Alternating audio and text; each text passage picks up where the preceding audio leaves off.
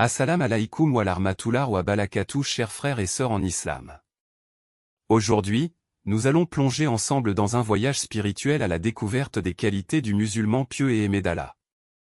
Ces qualités ne sont pas seulement des mots, elles sont des lumières qui transforment le cœur et illuminent la vie. Dans cette première partie, nous allons explorer les 5 premières qualités essentielles, la sincérité, la patience, la gratitude, l'humilité et la bienfaisance envers autrui. Préparez votre cœur, car chacune de ces qualités peut devenir une clé qui ouvre la porte de l'amour divin. Et rappelez-vous, ceci n'est que le début. Qualité numéro 1, la sincérité, Ikhlas. Imagine l'ouverture de la vidéo sur un cœur qui bat dans le silence de l'aube. La sincérité, c'est ce qui n'a pas besoin de lumière, parce qu'Allah voit déjà. Être sincère, c'est te demander avant chaque geste, pour qui? Si la réponse est autre qu'Allah, tu rectifies, tu purifies, tu recommences. La sincérité, c'est prier quand personne ne te voit, donner sans chercher de remerciement, faire le bien sans annoncer que tu l'as fait. C'est préférer le secret à l'affichage, la profondeur à l'apparence. Le croyant sincère n'a pas deux visages, seul ou entouré, c'est la même personne. Il n'agit pas pour le regard des autres, car il sait que ce regard change, alors que le regard d'Allah ne se trompe pas. La sincérité transforme de petites actions en montagnes de récompenses, un sourire, un pardon, un « Subhan Allah » dit du fond de l'âme. Elle rend l'adoration légère, parce que le cœur collabore avec le corps. Quand il réussit, le croyant ne s'attribue pas le mérite, il dit « Allah m'a facilité ». Quand il chute, il ne joue pas au parfait, il revient, humble, et demande pardon. La sincérité se protège, en fuyant l'ostentation, en gardant des œuvres cachées, en luttant contre la soif d'être admiré. Elle se nourrit d'invocations, ô Allah, purifie mes intentions de tout ce que tu n'aimes pas, elle se vérifie chaque jour, à chaque choix, publier ou taire, montrer ou cacher, parler ou se taire. Et plus elle grandit, plus le cœur devient apaisé. Parce qu'au fond, être sincère, c'est aimer Allah plus que son image, préférer sa satisfaction à l'applaudimètre. C'est vivre pour le compagnon qui ne déçoit jamais. Qualité numéro 2, la patience, Sabiri. La patience n'est pas une attente froide, c'est une force vivante. C'est savoir rester droit quand le vent souffle de face. Le croyant pieux connaît 3 visages de la patience. D'abord, la patience dans l'obéissance, se lever pour la prière quand le lit appelle, tenir sa langue quand la colère brûle, poursuivre une habitude de bien quand l'enthousiasme retombe. Ensuite, la patience face aux interdits, détourner ses yeux, fermer des portes, renoncer à une facilité pour une dignité plus haute. Enfin, la patience dans l'épreuve, maladie, deuil, perte, injustice. Il peut pleurer, oui, mais sans se révolter. Son cœur répète, nous appartenons à Allah et c'est à lui que nous retournons. La patience n'annule pas la douleur, elle lui donne un sens. Elle t'apprend à respirer au milieu des vagues, à attendre la délivrance en te tenant à la promesse. Elle se construit par de petits exercices quotidiens. Finir ce que tu commences, accepter un retard sans te briser, répondre avec douceur à une provocation, persévérer quand personne n'encourage. La patience n'est pas lenteur, c'est constance. Elle fait de toi une montagne que les tempêtes peuvent fouetter sans déplacer. Allah aime les endurants, et il est avec eux. La patience te protège de l'impatience qui gâche, de la colère qui détruit, du désespoir qui paralyse. Elle te fait choisir l'éternité contre l'instant. Et, chose étrange, plus tu patientes, plus tu découvres que les délais d'Allah sont des préparations, ils ne te privent pas, ils te forment. Le sabiri, c'est la dignité dans l'attente et la noblesse dans l'effort. Qualité numéro 3, la gratitude, shukr. La gratitude n'est pas seulement un « merci », c'est une façon de regarder la vie. Elle commence le matin, tu ouvres les yeux, tu respires, tu te lèves, autant de bienfaits invisibles devenus évidents. Le croyant pieux recense ses cadeaux. La foi, la santé, un verset qui apaise, un ami qui conseille, un repas partagé, une nuit de sommeil. Il remercie pour les grandes choses et pour les infimes. Il remercie même au milieu de l'épreuve, non pas parce qu'il aime la douleur, mais parce qu'il sait qu'Allah cache du bien dans ce qui blesse. La gratitude se dit, se ressent et s'emploie. Se dire reconnaissant sans utiliser ses bienfaits pour le bien, c'est incomplet. Alors tu remercies avec ta langue louange et invocation et avec tes actes, tu fais fructifier ce qu'Allah t'a donné. Savoir devient service. Force devient protection. Argent devient secours.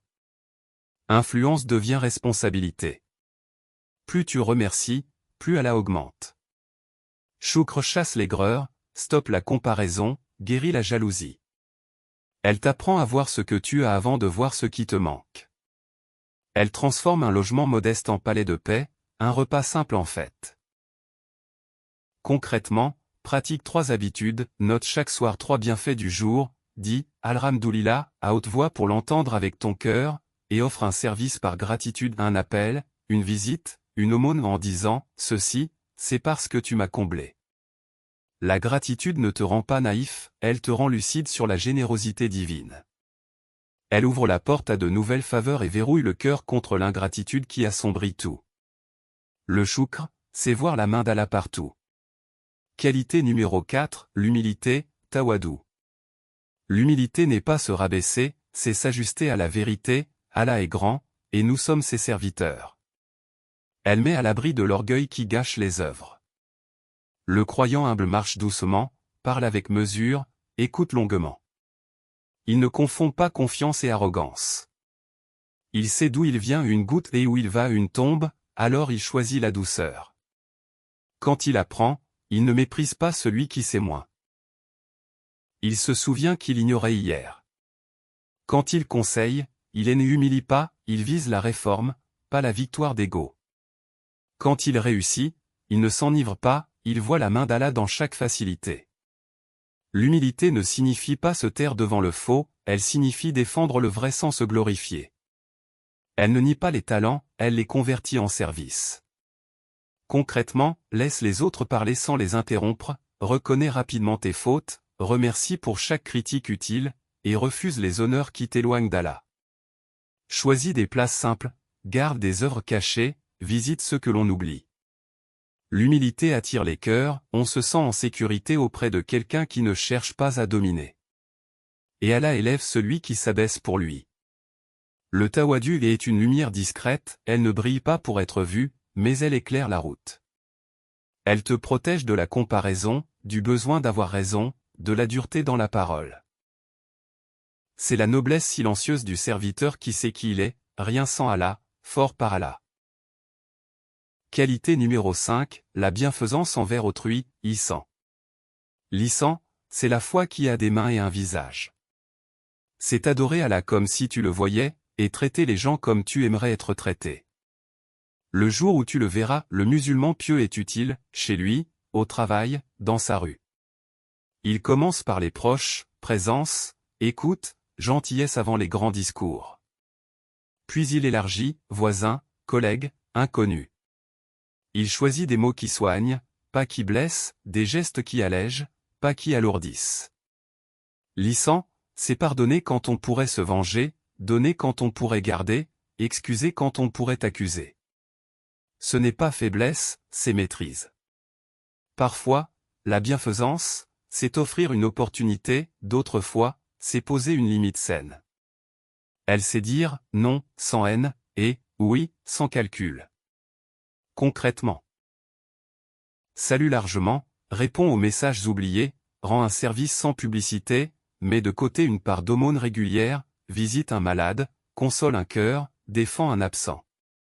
Cherche chaque jour une action d'ihsan, invisible, que seul Allah connaît.